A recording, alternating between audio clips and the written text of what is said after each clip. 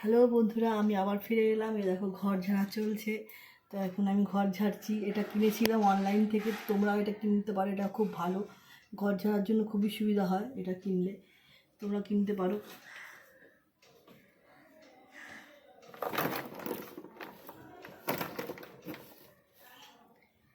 আসলে একা হাতে ভিডিও করছি, তাই জন্য ঠিক মতন হচ্ছে না।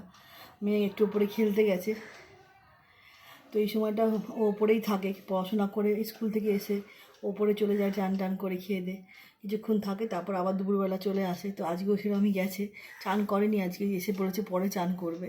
তো যাই হোক, আমি একা হাতে ভিডিওটা করছি, তো তোমরা দেখতে থাকো আমি কি করছি।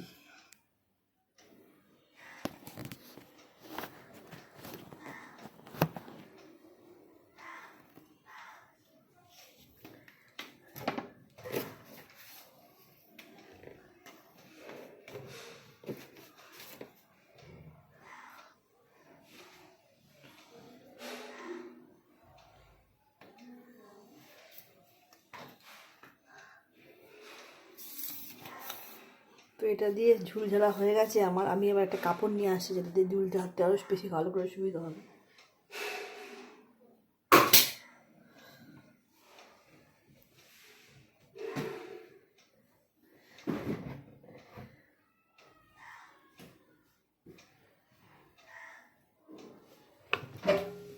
আমি একটা কাপড় নিয়ে চলে এসেছি, এই কাপড়টা নিয়ে আমি একটু পরিষ্কার করে নিই।